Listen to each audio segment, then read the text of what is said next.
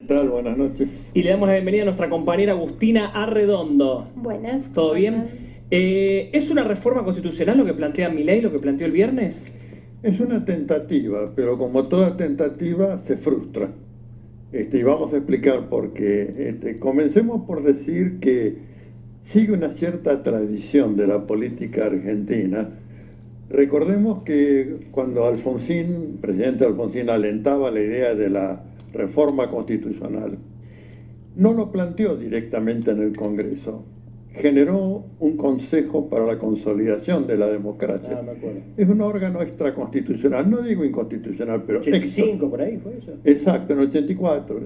Bueno, ¿qué era esto? Y bueno, era algo así como que la Constitución es algo muy importante para dejárselo a los políticos. Entonces convocó a los filósofos. Es más, en aquel entonces en la Facultad de Derecho el eslogan era Alfonsín al gobierno, Sadat, Sociedad Argentina, análisis filosófico, al poder, ¿no? Bueno, ¿quién estaba Kovaldrov? ¿Quién estaría ahí? Bueno, había varios, estaba gente muy importante, el doctor Nino, el doctor Genaro Carrió, bueno, había una serie de juristas importantes, ninguna duda. Pero el proyecto no era nada bueno, quiero aclararlo, ¿no? Bueno, eso fracasó. Después, Menem, con mayor resultado, planteó también un pacto federal. Recordemos que se hizo también con letra manuscrita, Pero en serio. imitando la IBM, la bochita de la IBM, y que varios de los gobernadores fueron al encuentro en carreta, ¿no?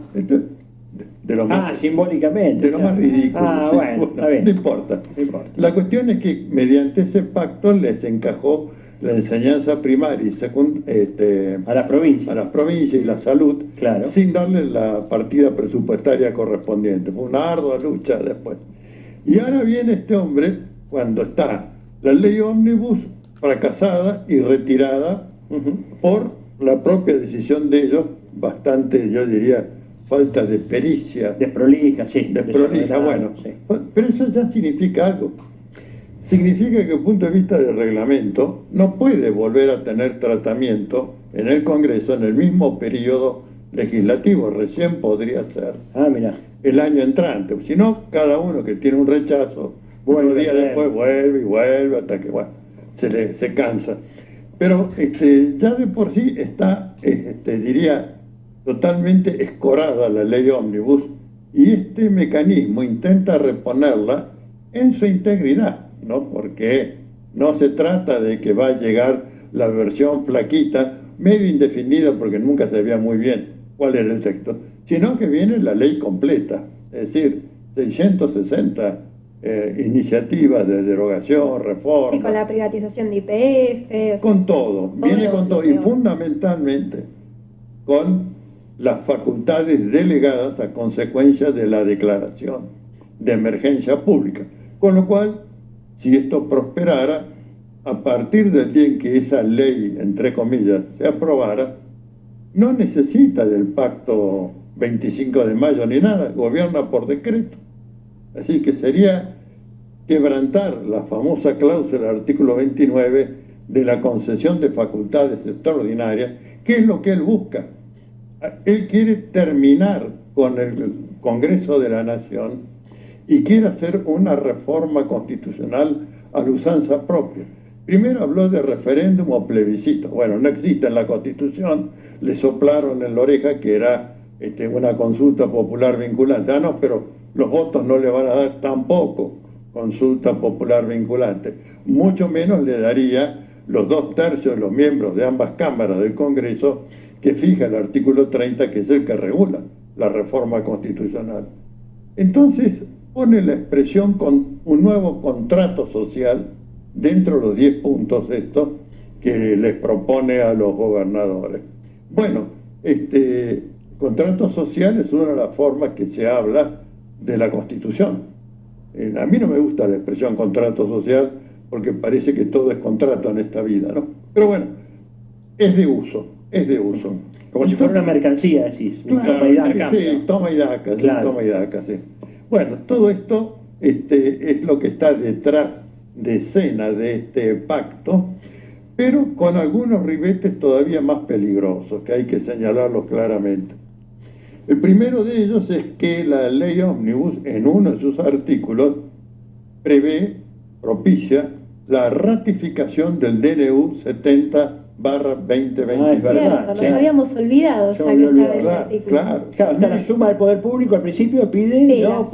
Delegación de facultades, 2 años a 4, y después el DNU. Claro. Y el DNU que entra, con lo cual quedaría convalidado todo el estropillo económico. Que está Pero vigente, se- Que pues, claro. que además está el vigente, DNU está vigente, porque aplicado. todavía los señores legisladores están viendo si va a funcionar o no la comisión bicameral. En lugar de presentar un proyecto sencillo que diga declárase la nulidad absoluta e insanable del decreto 20/20 del 70/2023 por su nulidad e inconstitucionalidad manifiesta. Punto. Artículo 2, comuníquese. Recordemos que esto fue lo que se hizo en su momento para superar lo que era yo diría la mácula constitucional de las leyes de punto final y obediencia de vida. Primero vino la Alianza, hizo una parodia y derogó, con lo cual le dio un baño postrero Lo apoyó, claro. de validez, y los que estaban procesados aplaudían y sacaron la botella de champán del freezer, ¿no? Porque, bueno, con esto ya se está. acabó. Bueno, llegó el gobierno de Néstor, movimiento de derechos humanos, entidades, cuerpo de abogados, una lucha importante, se logra esta declaración de inconstitucionalidad y bueno, se salva la institucionalidad argentina. Y al día siguiente la Cámara Federal reabrió todas las causas por investigación de genocidio o crímenes de lesa humanidad. Acá habría que señalarle a los señores gobernadores, algunos de los cuales salieron exultantes, ¿no? Al grito de hay diálogo, va a haber consenso, que esto es sepultar institucionalmente al Congreso de la Nación, que se den cuenta que el lugar donde se dialoga, donde se discuten las leyes de la Nación, es el Congreso. Si no, ¿para qué tenemos la institucionalidad, el sistema de la división de poderes y este Congreso que es el que representa al pueblo de la Nación y a las provincias como tal? No, van a ir los gobernadores por la propia a reuniones con el Ejecutivo, a firmar con pluma de ganso y también con algo más de ganso, el famoso precontrato, porque también ahí utilizan la figura del preacuerdo, prepacto, bueno, que es una especie de carta de intención. Pero mientras tanto les están exigiendo, en el Congreso le dicen a los muchachos que me aprueben. Aparte le dijo que se lo hagan antes. Dijo, el gesto de buena voluntad es que me aprueben primero. Primero, por supuesto. Después vemos. Con eso, Después, dijo así, después si vemos. sale o no el pacto, ¿qué le interesa si ya Claro. tiene por los 4 años? Porque La suma del poder público. La suma del poder público. Hablaste de lesa humanidad, Eduardo, y vos sabés que el presidente habló el viernes en la conferencia de poner como delito de lesa humanidad y la impresión de billetes Ah, sí. por encima del déficit. Bueno, Ya, es ya. otra de las estupideces a las que nos tiene acostumbrados. Parece que no le basta con las que ya comete, que todavía incorpora esta. El crimen de lesa humanidad está definido en la Convención de Roma, que la Argentina ha suscrito, y todo lo que intente desvirtuar el sentido de esto, que son hechos atroces y aberrantes que afectan la conciencia de la humanidad, tiene un peso, una dignidad, Claro. una pertinencia entre la sanción y la gravedad de la conducta delictiva, y que poner eso para la emisión monetaria Es una banalización horrible. es una banalización. Sería lo mismo que el robo de auto también fuera crimen de lesa humanidad. No faltó quien lo propusiera, pero bueno, cuando los robos Sí, claro. eran tan frecuentes. Bien, entonces que esto que ofende a la constitucionalidad hay que repelerlo. Yo diría que una medida saludable consistiría, primero, los gobernadores no tienen que ceder nada para recuperar los fondos que les corresponden de la coparticipación federal. Tienen que reclamarlo, como lo ha hecho La Rioja, paradigmáticamente, tienen que reclamarlo ante la Corte Suprema de Justicia de la Nación porque tiene competencia originaria. Bueno, tendría que ser masiva la presentación de los gobernadores, Claro. reclamando vengan los fondos de la coparticipación federal. Porque además, para decir una lápida más sobre este pacto, para que ese pacto pudiera tener andamiento, no solamente tendría que ser ratificado por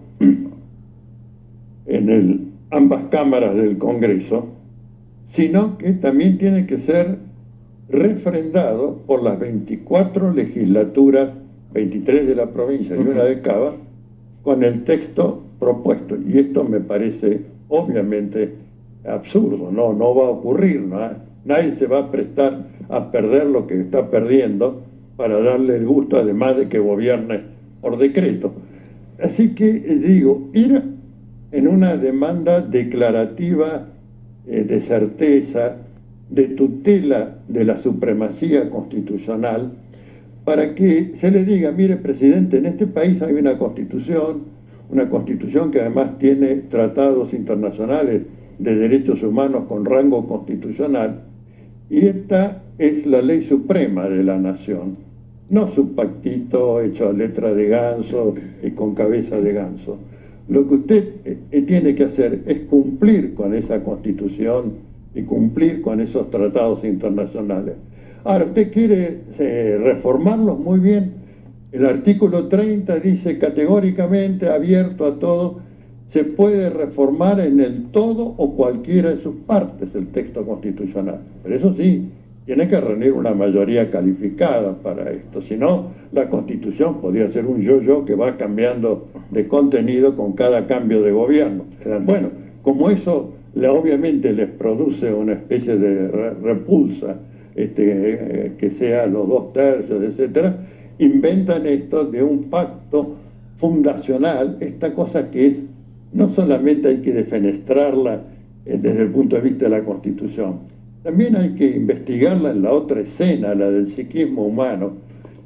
Los tipos que dicen yo vengo a refundar la República, como dicen generalmente los militares en cada golpe de Estado, tienen la visión de que hay un antes y un después, ¿no?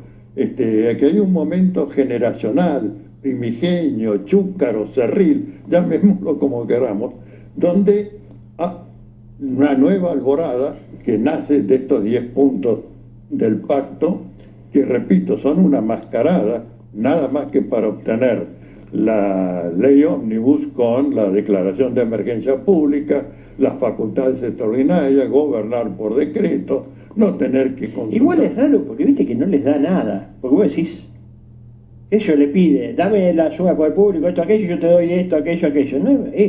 No favorece en general a los gobernadores que apoyen. Yo estoy seguro hay muy que pocos elementos. si se llegara a firmar o a comprometerse a firmar, inmediatamente que la ley sea aprobada en el Congreso, violando el reglamento de la Cámara, de ambas cámaras del Congreso, bueno, es que tienen rango constitucional los reglamentos, acordémonos de eso, ¿no? Bueno, señorías, señores, váyanse a su gobierno, ahora cuando vea, les voy a girar algún Claro, una vez que tiene todo, tengo todo. ¿para qué se lo va a dar? ¿Para Claro. qué se lo voy a dar? La suma al poder público. Eduardo, Y tiene además convalidado el decreto Por la- 70/2023. Hay una serie de proyectos que se están presentando o se van a presentar de diferentes fuerzas políticas, el radicalismo, el peronismo, el socialismo también, sobre la vigencia de los DNU, sobre tratar de frenar la vigencia de los DNU. Algún proyecto plantea que el DNU tenga vigencia solo por 30 días y que en esos 30 días tiene que ser ratificado por ambas cámaras, que si no tenga 60 días es lo mismo, y también se presentó un proyecto sobre que solamente sea rechazado por una de las dos cámaras. ¿Esto conviene? ¿Sirve? Yo diría que si se cumple lo que dice el texto constitucional, no hace falta otra cosa. No. La ley, bueno, de reglamento, un tramo de la ley, la actual vigente, la 26.122, me parece razonable. Pero tiene un error garrafal, ¿no? Dice que rechazado un decreto, se lo considera derogado. Derogado significa, repito, que todo lo que pasó queda firme. Bueno, esa es la diferencia entre que lo derogue el Congreso o la justicia, ¿no? Si lo declara que inconstitucional. anule. Pero Entre el derogar y primero anular. que tiene Claro. la facultad para anular es el que tiene la facultad para emitir la norma. Y esto quedó probado y aceptado por todo el espigón jurisdiccional con esas leyes que yo mencioné, la 23.492 de punto final y 23.521. Sí. Claro, que todos los defensores de los genocidas y autores de crímenes de lesa humanidad salieron a plantear el Congreso no tiene facultades para anular. Bueno, la respuesta institucional fue, primero, la Cámara, como dije, federal, reabrió las causas. Los planteos fueron rechazados en primera instancia, en Cámara Federal, en Casación Federal y en la Corte Suprema de Justicia de la Nación. De modo que Entonces tenemos... es el Parlamento el lugar. Es un precedente muy valioso y con esto yo diría le devolveríamos jerarquía al Congreso de la Nación. Claro. ¿no? No, pero Porque para- esto lo puentea, esto es una especie de bofetón. Yo veo una distorsión, no es solamente de Milei, le conté dos casos históricos previos, ¿no? Alfonsín, con toda la buena intención que tuviera, pero crear el Consejo para la Conciliación de la Democracia y no mandar el proyecto al Congreso, bueno, después iba a ir en una ley, pero bueno, no llegó. Y el otro, el de Menem, de deshacerse de las responsabilidades de la enseñanza y la salud y no girarle los fondos inicialmente, después sí fue obligado, pero todo esto denigra la institucionalidad. Entonces, me parece que sería una muy buena conducta de los gobernadores, los que estén dispuestos, porque algunos van a ir, no dudo, en primera fila, como el gobernador de La Rioja, pero que vayan los gobernadores que vean la trampa institucional que es esto, y que los otros convocados que tomen una postura, a ver qué es lo que dicen, a ver si siguen viendo que esta es una panacea que les va a dar unos pesos para salir de la estrechez que tienen. A mí, sinceramente, me da vergüenza ajena lo que ha pasado con el gobernador de Chubut, es decir, parecía que se lo iba a comer crudo a Milei, y no bien sale esto, dice, bueno, fantástico, vamos a dialogar, que venga al sur a hablar con los gobernadores, vamos a ir cuando nos convoquen, vamos a estar en Córdoba. No, pensar un poco, viejo, no tiren la institucionalidad así, tan gratuitamente, para algo que después va a ser irrecuperable. La cantidad de gente arrojada en situación de marginalidad y exclusión social forzada, viviendo en los portales de las ciudades, comiendo de los tachos de basura, eso no se recupera de ninguna forma. La institucionalidad, bueno, puede venir un gobierno que después recupere, pero mientras tanto, además de la deuda que nos van a dejar, porque se ha engrosado y quieren engrosarla más, la deuda externa, se van a llevar nuestras riquezas y recursos naturales. ¿Por qué pusieron como primera mención la inviolabilidad de la propiedad privada? Bueno, porque esa propiedad significa vaya al canasto el dominio originario que tienen las provincias sobre las riquezas y recursos naturales existentes en su territorio. Y la declaración de los pactos internacionales de Naciones Unidas, cuyos dos conjuntos dicen derecho de libre y autodeterminación de los pueblos, independencia económica y titularidad de los pueblos sobre el conjunto de sus riquezas y recursos naturales. No, le va a poner la propiedad privada. ¿Quién es la propiedad privada? El que ponga un pesito más para hacerse de la explotación de esas riquezas y recursos naturales. Y recordemos que las riquezas no son renovables. Es decir, lo que se extrae se pierde, no va más. Eduardo, si la justicia declara inconstitucional o anula el decreto, los efectos de eso hacia atrás tienen una consecuencia que si el Congreso no lo hace como usted dice, es diferente, ¿no? Digo, por ejemplo, por poner un ejemplo, las sudas de las obras sociales, si la justicia lo declarase nulo, para atrás caerían, pero si el Congreso no lo hace de la forma que usted dice y solo lo deroga, quedarían vigentes y solo sería para adelante. Claro, es vital eso, claro. Pero ¿por qué la política no avanza en anularlo?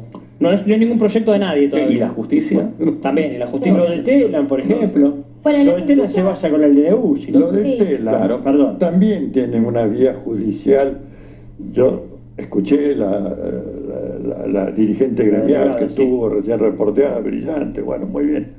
Pero además, los consumidores y usuarios tenemos derecho a una información pública veraz y adecuada. Esto está en el artículo 42 de la Constitución. Costó ponerlo, y además tuvo un episodio casi diría de vodevil. La cláusula había subido de la Comisión de Nuevos Derechos sin la inclusión de la expresión información veraz y adecuada. En el plenario propusimos que fuera la incorporación de información veraz y objetiva, como dice la Convención Europea. Bueno, para no darme el gusto, totalmente pusieron veraz y adecuada, no importa, Bueno. está bueno, se les perdona. ¿Qué pasó? El lobby de las empresas periodísticas que estaban hostigando la Convención Constituyente, porque ya una vez que se aprobó el Pacto de Olivos, termínenla, porque va a salir, palabras de ellos, una constitución socialista. Era un disparate, pero lo decían y lo publicaban. La Razón, La Nación, Clarín se alternaban de uno y otro. Bueno, vinieron como fieras a pedirle, a exigirle al convencional Corach, Carlos Vladimiro, que pidiera la reposición de la votación para excluir esta expresión información veraz y adecuada.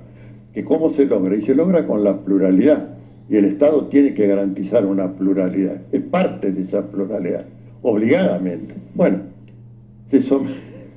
el presidente de la Pero Convención... no quedó eso, porque No. plural no dice, porque si no diría objetiva, No, dice veraz y adecuada. veraz, adecuada. Claro, Está bien, puede ser, está bastante bien, está bastante.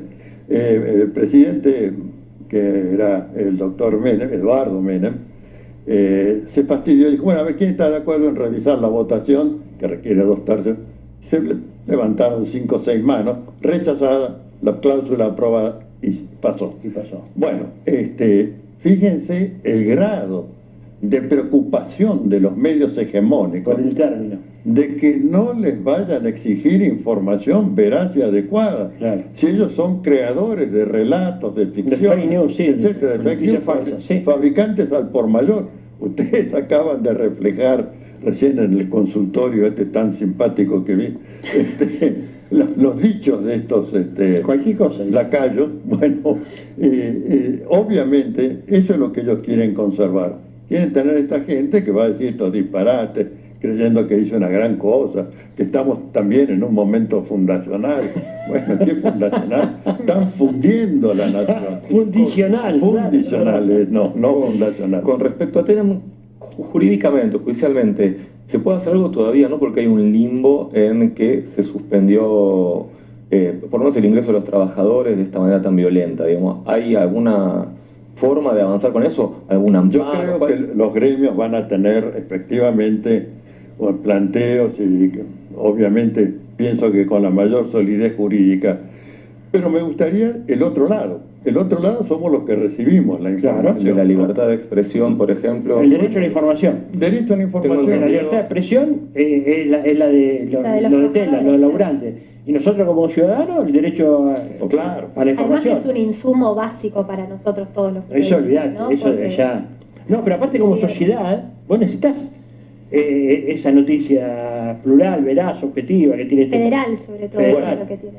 Como dato gracioso nomás y para... En el debate que yo le mencioné en la Convención Constituyente, yo utilicé el tema de los alimentos. Cuando un alimento dice sabor a, significa que no es natural. Claro, Cuando dice sabor a chocolate, sabor a Sí. naranja, No es chocolate, es claro. químico y te puede reventar las neuronas, como es con los licores, estos que dicen sabor a tal cosa, sabor a tal otra, y bueno, es todo un químico. ¿Quién se iba a oponer a eso? No, salió como chicotazo, ¿no? Claro. Eduardo, ¿qué vericuetos pueden contar judiciales el gobierno para cerrar Telam? Porque está en un limbo, digo, no es un decreto, ¿cómo puede llegar a cerrarlo? En el decreto dice que se necesita 180 días para convertirlo en sociedad anónima. No, yo creo que hay que pelear porque siga siendo estatal, porque para tener una información veraz y adecuada, una de dos, o hay un censor, cosa que nadie va a propiciar, o hay pluralidad. Y para preservar una pluralidad que no esté sujeta a los intereses monopólicos, entonces el Estado es parte de la pluralidad. Y creo que esto lo pueden promover entidades concernidas por el tema de la información pública, lo pueden proponer intendencias o gobiernos provinciales, porque dice, bueno, yo quiero ciudadanos que tengan información. No Bueno, que defensorías del público, defensoría del pueblo. Ahora, el dato Ahí está. estamos sin defensor de la nación, Claro. pero sí hay de la ciudad, En las ciudades, bastante en los buena, pueblos hay, claro. bastante buena, la hay en las provincias. Vos sabés que el otro día hablábamos una cosa, Eduardo, tuvimos un debate por el tema del derecho a réplica. Sí, uno qué puede hacer frente a la construcción de la mentira en los medios, ¿no? Porque efectivamente se habla mucho de fake news y todo eso por el tema de las redes, que también hacen muchas mentiras, o digamos, los trolls y todas esas cosas, pero la verdad es que en Argentina los grandes medios son los grandes constructores de mentiras. Vos decís, Por supuesto. ¿qué herramienta tenés para defenderte? Entonces, nada, tengo una discusión, me dice, bueno, pero hay derecho a réplica. Digo, no hay derecho a réplica. La verdad que no tiene garantía constitucional eso. Es muy difícil. Está en el Pacto de San José de Costa Rica, la Convención Americana de Derechos Humanos, pero ¿qué pasa? Cuando uno promueve y obtiene, después de 2, 3 años de litigio yendo todo rápido, ¿no?, que tiene derecho a réplica, le va a aparecer en la página 30 o con las noticias de... Así chiquito. Las trampas de los medios. va a decir, bueno, rectificamos tal cosa. No se puede exigir el mismo espacio que se usó para difundirlo. Eso tendría que tener la ley, porque la Constitución no puede ser tan detallista, pero Claro. sí lo tendría que tener la ley reglamentaria. Ajá. Respecto del derecho de réplica.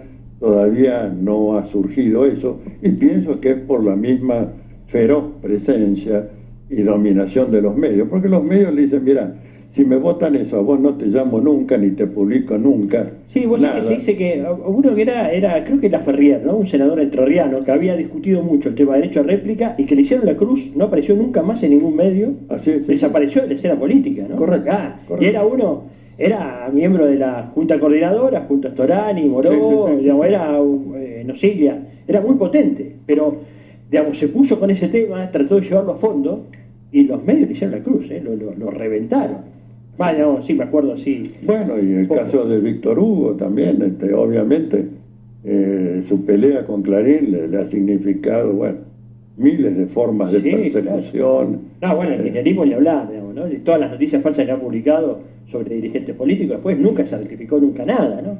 Nunca se corrige eso. Bueno, creo que tenemos que generar, para mejorar nuestra democracia, generar una cultura de que si hay una fake news, tiene que haber un remedio rápido, expedito, para poder rectificar la falsedad, y efectivamente debe ocupar el mismo lugar o mejor. Claro. Porque, Nunca- digamos, tiene que ver con la calidad de la No que lo democracia pongan también, con los ¿no? clasificados. Claro, ¿no? tiene que ver con la calidad de la democracia, el ejercicio de la ciudadanía. Pues si no, estamos infectados por noticias falsas. Hay dirigentes que son demonizados, pero todo el tiempo, ¿no? Pienso en Pablo Moyano, bueno, lo que hizo el presidente el otro día, ¿viste? Bueno, Ataca esos hoy 5 o fue 6 denunci- Grabois. Hoy fue denunciado Cristina, Grabois en sede penal a partir de una noticia que fue una operación que hizo el diario Clarín. Sí. O sea, hoy ingresó una denuncia contra él por el tema de los fondos. Claro, porque lo vimos la semana pasada con el tema de la llamada o no llamada de Johnny Viale, que había emitido una mentira sobre Grabois, y después lo que hizo es llamar a Grabois y dijo, sí, tenías razón, che, disculpame. Por privado. Sí, Grabois por privado. Grabois dijo, ¿por qué no contás que era mentira lo que dijiste? Hiciste una editorial, todo, contalo. Hoy es la No primera, se lo dejaron contar. perdón, es la primera denuncia que se les agravó sobre ese tema, porque no era una denuncia judicial, era una nota barreta de Clarín. Exactamente, y una denuncia penal. Sobre Con sede el en tema- Comodoro el tema Pi. de la- El tema de Grabois, del el FISU, ¿no? Exactamente, sí, de los fondos, contra él, contra Muñoz. No, bueno, pero en la nota de Clarín hacía foco en él, digo, se instaló la operación en contra de Y él. esto de hablar de los intermediarios también, que ¿Y vienen qué creciendo fake news? tanto, ¿no? Más grande hay que no sea la causa de los cuadernos Claro. quemados, Increíble. fotocopiados, Hoy hubo novedades resucitados también, ¿no? Con eso, parcialmente. Franco. En esa causa hay un... O la de vialidad, es otra de También. los disparates, porque la auditoría sobre vialidad dijo que no había diferencias entre los precios normales de plaza, la fecha de la construcción, esto, Nada. y siguen ahí con eso, persiguiendo y persiguiendo y persiguiendo. Bueno, es una gran tarea, es una tarea enorme, pero empecemos ahora por lo inmediato, tumbar El DNU. el DNU. Sobre eso, Eduardo, viste que la semana pasada hubo un fallo bastante particular en un tribunal de San Martín, Sí, que por sí. primera vez tenemos una medida cautelar colectiva Correcto. para el tema del aumento de prepagas. Es igualmente sobre un universo de personas acotado, porque tiene que ver con aquellos que tienen la obra social del Hospital Italiano. Así Pero es. yo pensaba, porque primero hubo un fallo individual, ¿no?, que salió a favor de la persona que había denunciado la ilegalidad del decreto, de ese capítulo del decreto. Se convirtió en una medida colectiva. Y a la vez, todos los que se fueron sumando a esa misma denuncia, que eran algo de 200 personas, y que estaban en una situación particular, similar, bueno, finalmente corrió. ¿Es esa la estrategia? Pues yo digo, ¿por qué no estamos todos los que tenemos otras prepagas haciendo lo mismo, ¿no? Presentando Bueno, ese tipo de hubo denuncias. un caso líder en la jurisprudencia que lo promovió un abogado, el doctor Alavi, frente a la ley espía. Después de los atentados a las Torres Gemelas, Estados Unidos, que dijo Bush hijo, o están conmigo o están contra mí. Bueno, Claro. giró Urbis et Orbit, proyecto de ley para que se debían guardar por más de 10 años todas las conversaciones telefónicas, todos los WhatsApp, en fin, los mails, todo. Bueno, obviamente esa era una invasión de la privacidad, además con un sistema de detección de irregularidades muy grosero, porque si había una palabra, por ejemplo, conocí una chica bomba, bomba. Brum. Un equipo SWAT te entra por la ventana a los 10 minutos. No, y además con la O sede, esto va a estallar, ¿no? claro, la sede de las principales empresas de comunicaciones en Estados Unidos, o sea, Estados Unidos tenía la posibilidad de estar revisando las conversaciones nuestras de Argentina, ¿no? Todo. Yo siempre me acuerdo el caso Una del legislación el nacional. pibe que tuiteó una canción de cancha contra Macri y lo detuvieron. Un pibe que en verdad solamente escribió una canción de cancha Sí, contra Macri lo detuvieron. Bueno, por las interpretaciones de esto, de las redes sociales. con Alavi, la Corte dijo, basta que uno haya reclamado, es un derecho de incidencia pluripersonal, Ah, mira. entonces vale erga omnes. Después fue limitando las Cortes, que fue degradándose, ¿no? ¿La Corte Argentina? ¿Es? La Corte Argentina. Ah, mira. Sí, la Corte Argentina, en ese momento, repito, dictó un fallo jurídicamente una pieza, ¿no? Muy bueno, y que además no requería que hubiera 1000 presentaciones. O sea, este caso que cuenta Agustina podría ser Esto. un... Es que en realidad la acción contra el DNU empieza siendo colectiva y la primera de todas era Sí. colectiva contra todo el DNU y después eso se termina desarmando en la propia justicia del fuero contencioso administrativo. Yo patrocino 4 de esas acciones y pedí, por favor, que primero se pusiera control de legalidad, que es colectivo para todo el DNU, y después que se particularizara Claro. en la ley de tierras, la Derechos protección de los laborales. derechos laborales.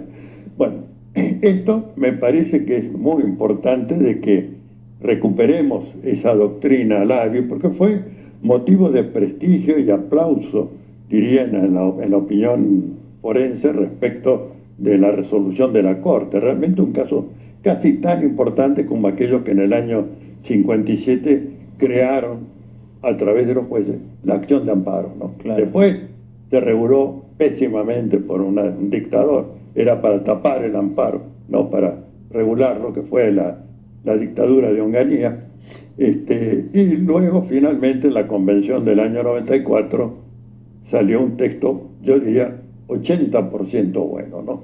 Eduardo, muchísimas gracias por venir, como siempre, acá aclarándonos absolutamente todo. Excelente. Un lujo, como siempre, tenerte acá. Bueno, gracias. Muchísimas gracias por recibirte. Nosotros vamos a un corte y el próximo bloque me dicen que tenemos un mensaje. ¿Mensajero? ¿Sí?